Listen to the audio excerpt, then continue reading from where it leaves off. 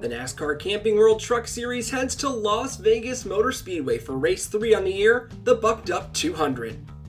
Sheldon Creed and Ben Rhodes lead the field to green. Sheldon Creed, one of many trucks with Camping World sponsorship, we'll get to that later. But Corey Roper has an issue on the opening lap, spins out, and that causes an early yellow as the number 04 spins coming out of turn number 4.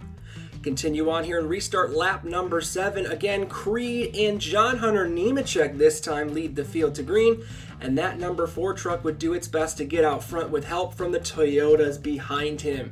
Coming from the back, Kyle Busch would make his way through the field trying to head to the front by the end of stage number 1, but John Hunter Nemechek would prove he is indeed here for wins. The number 4 truck was fast early on, and he would take that Toyota Tundra all the way to the stage 1 finish, winning stage number 1 at Las Vegas. As we move ahead to stage number 2, it sees the number 4 and the number 2 pitted against each other on the restart, but John Hunter Nemechek's got his boss Kyle Busch behind him this time, helps push him to the lead, and those Toyotas will be running strong all night long. Much of those top cars are Toyota Tundras, and the KBM ones look the best. Number 51 dives underneath the team car, the number 4, and Kyle Busch finds himself in the lead. Not a huge surprise, but he starts to drive away, and he's going for the win. Again, Las Vegas is the hometown for Kyle Busch. He's won here many times. He's looking to add another one today as he wins stage number 2. We start the final stage here in Las Vegas, the 51 pushing the number 4, this time past the 52. But we've got another incident. Connor Daly gets loose, tries to catch it, and hard into the outside wall. Massive fireball. Let's take a look again. Just tries to catch it, hits hard, and Connor Daly would be able to leave his vehicle just fine. You would see it on his Twitter later, though. He did still feel it a bit. More yellows coming? Not too surprised. These cautions breed cautions, especially here in the Truck Series with these new drivers. Doesn't look too bad on the restart initially. Austin Hill trying to dive 3 wide as we saw those trucks fanning out, looking to get every position they can. But lap 79, we saw Chandler Smith spinning on the backstretch. Not too much damage. He would be able to continue on, but take a look at what Zane Smith saw right in his windshield, trying to miss it, narrowly missing that event. And that field would be split on tire strategy after that caution. Many of the leaders staying out, some trying to get those fresh tires to make it to the front. So we see 3-4 wide action off these restarts, but John Hunter Nemechek and the rest of those Toyotas stay up front. Lap number 88, problems for Kyle Busch. He's got a tire issue. You start to see him controlling that car, holding it down on the apron, but then he spins. Many speculating he did so on purpose. NASCAR looking that they might get involved there. But either way, that's a yellow. Leaders pit. You've got new trucks up front. Todd Gilliland up there, as well as Ben Rhodes. Tanner Gray, look at him, 4 wide on the backstretch. That ain't gonna work, boys. Rafael Lessard spins off the number 17, up into the wall. Heavy damage. Ryan Truex, Haley Deegan, Brett Holmes, all involved. Take a closer look here. They just carry it all the way up. And anyone looking to run high, they had nowhere to go. Lap number 104, we get things started again. This time we've got the number 4, John Hunter Nemechek, back up front. But those Toyotas are not waiting. Austin Hill looking low. All of them trying to get a big run here on those wide restarts here at Las Vegas. But John Hunter Nemechek proves he had a fast truck all night long. Lap 115, major incident. The 56 gets into the 04, and Corey Roper hard into the outside wall, but he would be okay.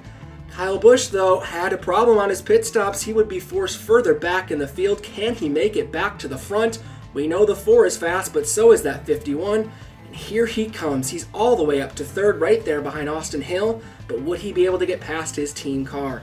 Lap 123, we see Chase Birdie get loose, comes down into Jordan Anderson. That then pushes the 26 hard into the wall. Major damage for Tyler Ankrum. Take a look here, many Camping World trucks there near the incident. But Jordan Anderson would spin, be able to control the car. Tyler Ankrum, not so much. Major damage. Again, late restart here. We've got the 51 behind the 4, pushing him out to the lead. Kyle is there, but does he have enough power to pass John Hunter Nemechek? It does not look so. The number 4 pulls away from Kyle, and John Hunter Nemechek wins his first race of the year in the NASCAR Camping World Truck Series, moves to KBM to get wins and compete for a championship, and he looks to be one of the strongest trucks in the field. As we take a look at the full Bucked Up 200 results here, Toyota Tundras finishing 1 through 5. All of those trucks getting great results. We'll have to see if the Toyotas continue their mile-and-a-half dominance later in the season. I want to also note that number 9 and 75 there, 7th and 8th, those are Camping World sponsored trucks as part of that promotion, meaning Marcus Lemonis will be giving them bonus checks for their top 10s. ThorSport doing pretty well in the season as well. 3 of their trucks in the top 10 there. Johnny Sauter still with the top 15. But GMS running into some problems this week. Chase Purdy finishing 23rd. Rafael Lessard involved in that wreck, as well as Tyler Ankrum not finishing due to his wreck. Important to follow these results closely in the Truck Series, as there's not as many races as the other two for the regular season, so every single race matters, and those GMS trucks, including Haley Deegan as well for DGR, they need to get points if they want to compete for the championship. As we take a look here at the full 2021 Truck Series playoff standings as they sit, Ben Rhodes, John Nemechek, the only ones locked in. Creed, Crafton also up there, not a huge surprise.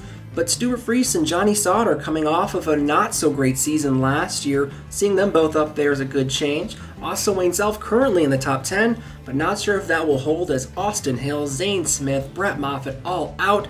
They're going to be looking to make their way in the coming weeks. Next up for the Truck Series, race number 4 takes place at the Atlanta Motor Speedway for the Freight Auctions 200. The race can be seen on FS1 Saturday, March 20th at 2:30. Be sure to like the video if you enjoyed it and comment down below if you think Toyota can get it done again in Atlanta. As always, subscribe to the Burnout Network for more great racing content. And until next time, burn it down!